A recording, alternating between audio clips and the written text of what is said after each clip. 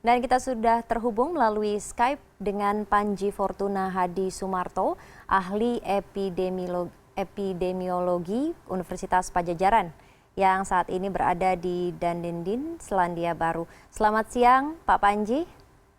Selamat siang, Mbak Ratu. Iya, hari ini adalah hari Lebaran. Selamat Idul Fitri. Banyak di beberapa lokasi warga ini tetap mengadakan sholat Id, begitu seperti di masjid-masjid, kemudian dilakukan rapid test. Menurut tanggapan Anda melihat pola masyarakat yang masih seperti ini akan seperti apa nanti ke depannya?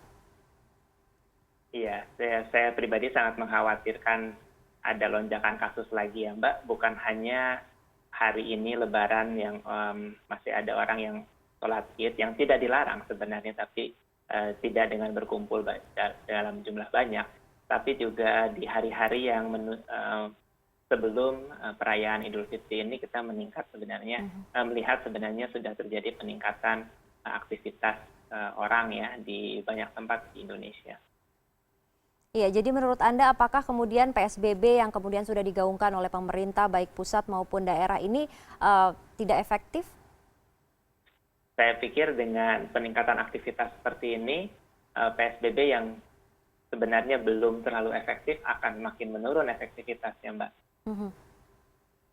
Menurut Anda apakah memang dari sisi pemerintah yang kurang tegas ataukah memang dari masyarakat Indonesia yang kurang patuh begitu, Mas? Ya, saya pikir cukup kompleks ya. Di awal saya pikir memang ada kekurang tegasan pemerintah untuk mengimplementasikan PSBB ini. Tapi di lain pihak juga memang sulit ya kalau begitu banyak orang yang melanggar, saya pikir akan sangat sulit untuk menegakkan PSBB. Tapi memang ya saya pikir kalau dari awal sudah diterapkan disiplin yang tinggi dan edukasi dengan baik, kemudian jangan lupa juga bantuan sosial yang berjalan lancar, saya pikir semestinya ini bisa dicegah. Tapi ya ini sudah terjadi, jadi kita tinggal lihat saja seberat apa nanti dampaknya terhadap penyebaran COVID. Bila Anda melihat seperti ini, prediksi Anda sampai kapan Indonesia ini akan bebas dari virus corona ataupun malah bertambah buruk begitu? Ini paling sulit ya Mbak ya memprediksi. Tetapi saya pikir memang karena selama ini PSBB sebenarnya sudah cukup baik lah menurunkan transmisi COVID-19 di tempat-tempat yang melakukan PSBB. Tetapi kalau ada pelanggaran yang seperti ini jumlahnya saya pikir cukup mengkhawatirkan ya. Saya menduga transmisinya akan lebih lama dari yang seharusnya terjadi kalau PSBB-nya ini bisa diketatkan. Tapi saya tidak bisa mengatakan sampai berapa lama. Kita harus lihat datanya sangat dinamis sekarang. Perlu waktu untuk mengamalkan, Mbak. Baik, ada wacana akan ada pelonggaran PSBB dalam beberapa minggu atau 1 atau 2 minggu ke depan. Menurut Anda seperti apa? Apakah kemudian ini baik untuk dilonggarkan ataukah malah lebih diperketat lagi PSBB-nya? Iya, keputusan pelonggaran PSBB itu tidak bisa dilakukan terlalu jauh-jauh hari ya Mbak. Jadi karena informasinya akan sangat dinamis seperti sekarang. Kalau kita lihat 1 minggu yang lalu PSBB kelihatannya berjalan cukup baik, tapi hari ini dan 1 minggu terakhir ini kelihatannya banyak pelanggaran. Jadi kita harus melihat seminggu ke depan transmisinya seperti apa. Dan nanti kalau dalam seminggu ke depan, dalam 10 hari ke depan kondisinya masih baik, mungkin kita bisa melonggarkan. Jadi tidak bisa kita mengatakan sekarang bahwa minggu depan akan dilonggarkan. Saya pikir terlalu dini. Baik, jadi ini masih melihat begitu ya kondisi dan suasananya. Apakah kemudian dengan seperti ini kasus ini bisa semakin berkurang ataukah bertambah? Kalau bertambah mungkin bisa semakin dipanjangkan lagi PSBB-nya begitu, Pak Panji? Kita tidak punya banyak pilihan kelihatannya Mbak kalau makin bertambah. Baik, bagaimana kemudian dengan herd immunity? Herd immunity itu kalau kita ingin mendapat herd immunity kan kita harus memastikan bahwa mungkin sekitar 60-70% dari populasi itu memiliki kekebalan ya.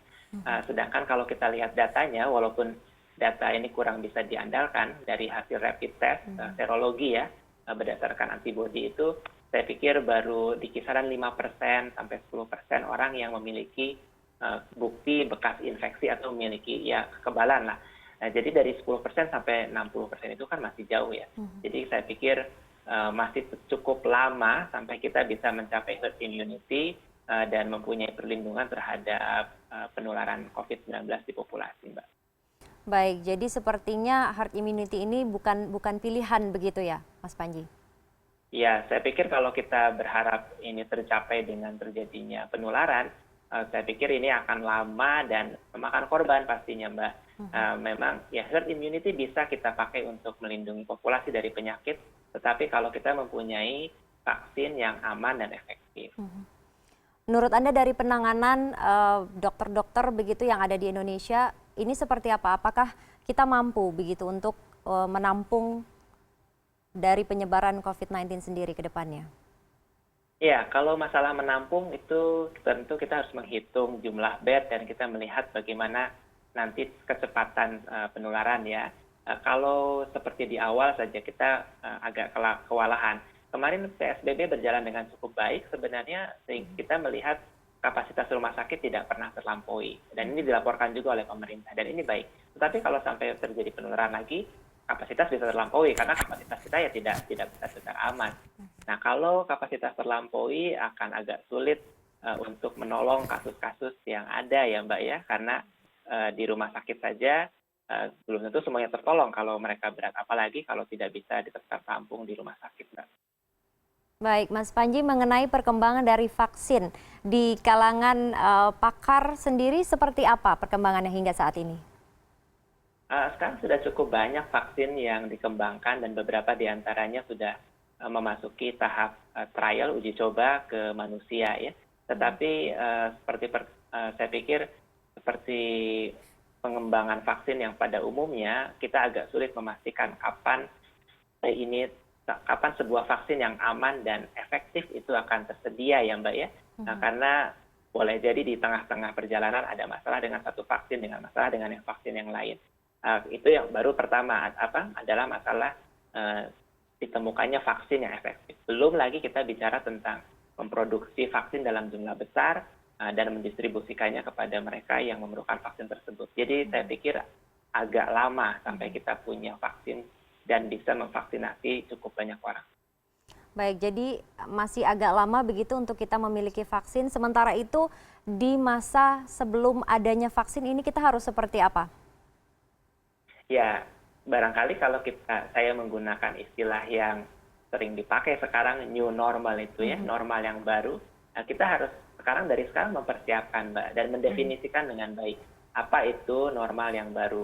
Bagaimana anak-anak kita harus bersekolah, di sekolah seperti apa aturannya, bagaimana kita harus bekerja di kantor seperti apa aturannya, di pabrik, di tempat-tempat lain. Ini kita harus definisikan dari sekarang, kita latih, kita sosialisasikan supaya kita bisa menekan penularan COVID-19 walaupun kita belum punya vaksin.